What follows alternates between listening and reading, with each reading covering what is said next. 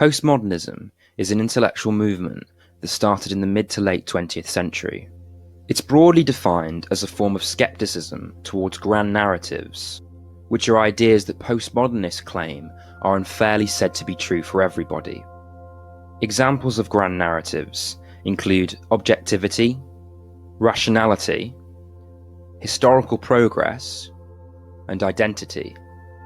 This skepticism manifests itself through things like subversion and irony, as well as a more general playfulness. Before we dig deeper into postmodernism, and trust me, we will dig deep, why don't you hit the subscribe button and like this video for more great content? Let's get to it. Postmodernism is postmodernist. Get it? It's supposed to be the successor to modernism. But what's modernism? Modernism is an intellectual movement that was popular in the early 20th century. It holds an idealist, even utopian worldview, that the state of things in the present are better than they were in the past, society is improving, and that this process, modernity, should be embraced. Modernists thus believe that certain universal truths, like reason and historical progress, are exactly that, truths, and thus objective. The word objective is a key term that we need to understand because it's mentioned a lot by postmodernists. Something that's objective relates to facts, it's free from opinion or interpretation, whereas something that is subjective relates to opinions. Objectively, the sky is blue, that's a fact. Whether or not I'm attractive is subjective, that's an opinion. Postmodernists in the 50s and 60s, like Derrida and Foucallt, argued that objectivity doesn't exist. Objectivity is the background for a series of other ideas, like scientific fact and reason, which is the ability to think and understand logically. All of these ideas are much older than modernism. They are in fact what we call enlightenment values, dating from the 18th century. If science isn't objective, that means it isn't a fact to say 2 + 2 = 4, or photosynthesis exists. In this we can see the controversial nature of postmodernism. By rejecting objectivity, it challenges the validity of the most basic and oldest of ideas. So why do postmodernists reject objectivity? The basis for this rejection of objectivity stems mainly from the postmodernist theory of language. The Enlightenment thinkers that came up with ideas such as reason and objectivity believe that language is transparent. There is a firm and objective link between objects of perception, that thing physically over there, and signifiers, the word that is used to represent that thing over there. According to Enlightenment thinkers, an apple is an apple. That is not an opinion, it is a statement of fact. This might seem silly, but postmodernists reject the idea that language is transparent and objective, instead arguing that it is purely self-referential, meaning all words do is refer to themselves. The word apple is hollow, it has no meaning, its meaning is instead represented by the ideas we individually, subjectively associate with it. Ripe, red, juicy.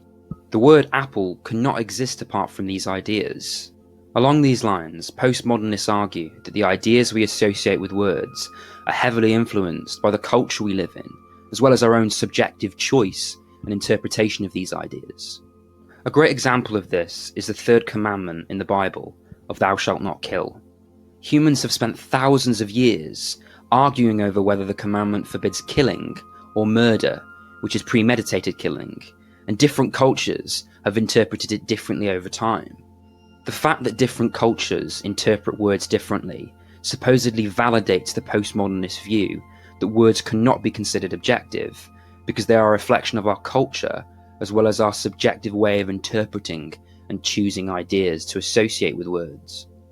Because language is the key way in which we represent reality, postmodernists argue that objective reality is unattainable. The postmodernist rejection of objectivity stretches to rejecting ideas such as reason and rationality as well. Postmodernists posit that the reason for their acceptance and popularity over any other idea is merely due to the ruling group in society wanting to make them true. Because of this, even fields like science are tainted by power and rendered subjective by the influence of this. For example, postmodernist Luce Iguaray argued that fluid mechanics are a less researched scientific field due to engineers, which are predominantly male, preferring solid mechanics as it more resembles the male genitalia. Yikes. Postmodernists thus see power as the ruling aspect of human existence. The winners write the history books? No, the winners write everything, including the science books. According to postmodernists, this isn't just true for ideas, it's the same for humans as well. Our reality is partly influenced by our culture. John is not John, but a man who likes football and cake. If born in a different country, John would be a man who likes tennis and chocolate. Because of this, postmodernists reject that we have an essence or a factual purpose in life. We merely exist, and nothing I can say or do is factual or more important than anything anyone else does or say.